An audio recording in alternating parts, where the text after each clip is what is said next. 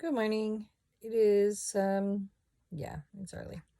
I'm Heidi with Modern Bygone, and this is my third third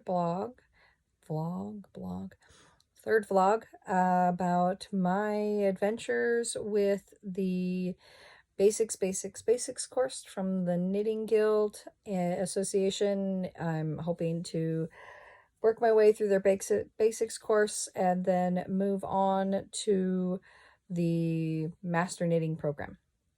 Little change in scenery. We are expecting a pretty big storm here tonight, and so my son and his fiance, who normally live in our travel trailer, have moved into the house, which means that they are in my workroom.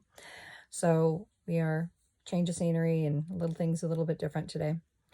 My progress so far for this week, I did finish my second swatch. It's all done and ready to be blocked.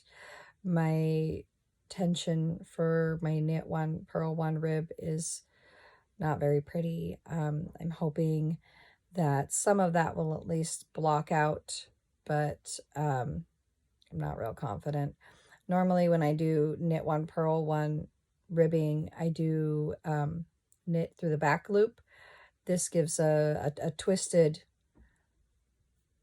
knit stitch, and so it pulls the rib a little bit and makes it a little nicer and a little tighter, and my tension is much more even going across. I'd show you, but my swatches are in my workroom where the sleeping people are. So but my tension is not very good with regular knit purl one rib, so I'm gonna have to block that out, and if it doesn't block nicely, I'll end up redoing that swatch. So no big deal. I have not started the third swatch yet.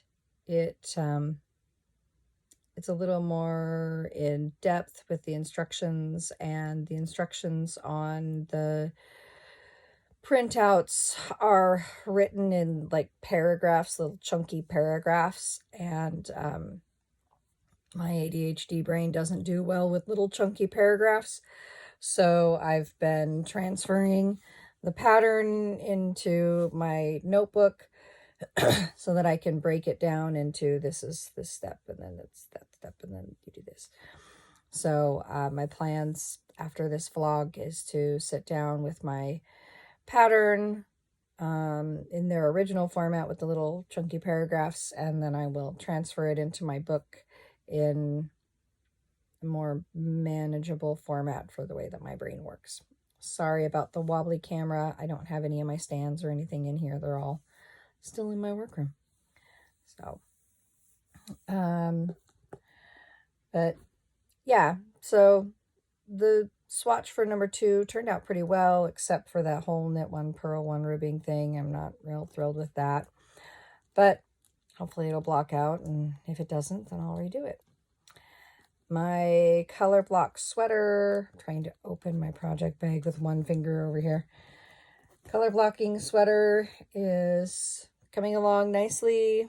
The ribbing is all done, and now I've moved on to my stockinette for first part of the tank, and I'm actually super close to being done. Well, not super close. I'm about halfway done with that color, and I did end up swapping. I ended up starting over. Basically, I ripped it all out.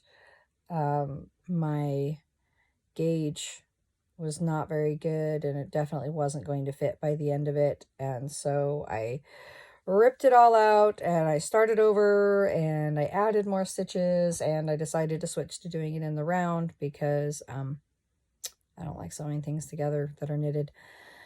So I have redone that project, restarted.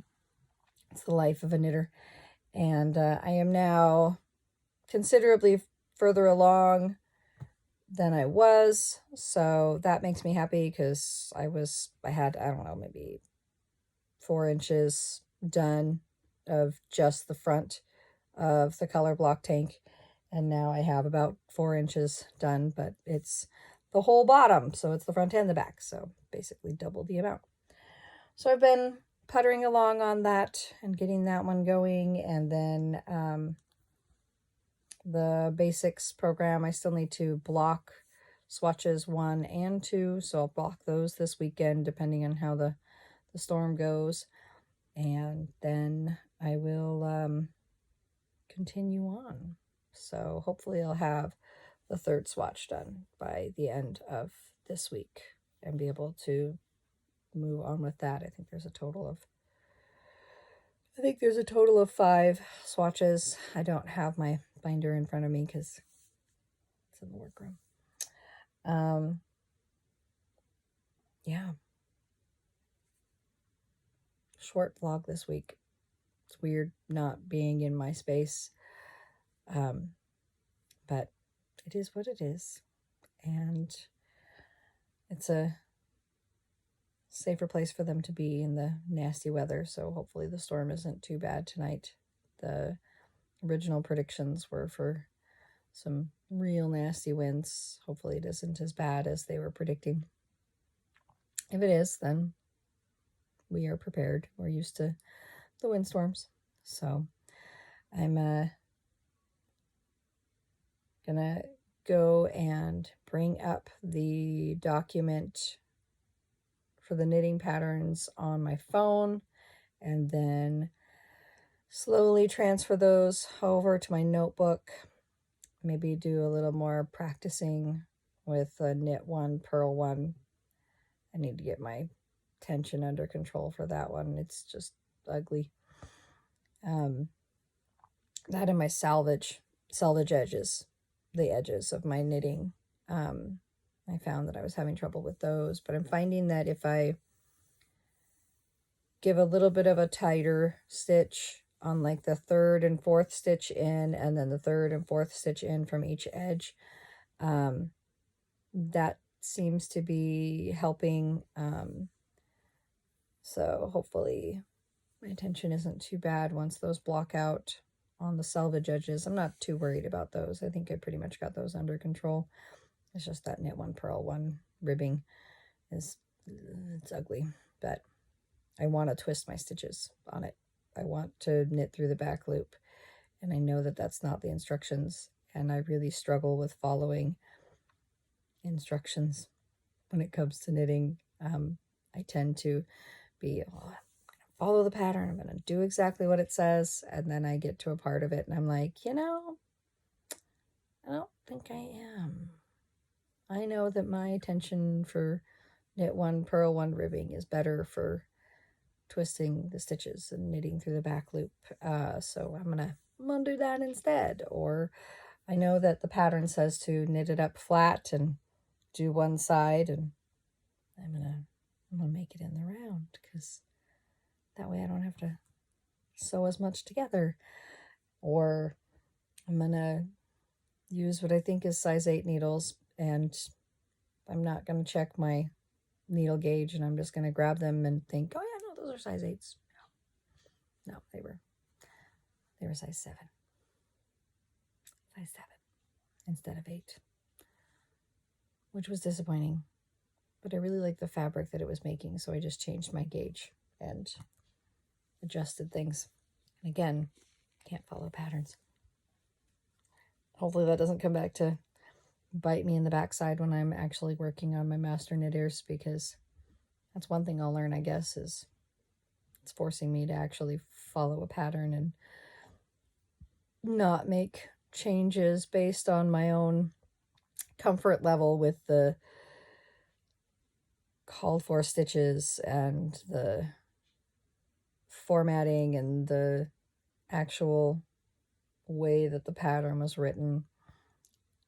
This is also why I have a knitting journal, because I write down all of the changes that I make to patterns, so that especially when it's something like a mitt or a sock or something that needs to be a pair, then I will write down all the changes that I've made. And usually I can follow those changes for the second one, but the first one, for some reason, I just can't seem to follow a pattern. I can't follow directions very well.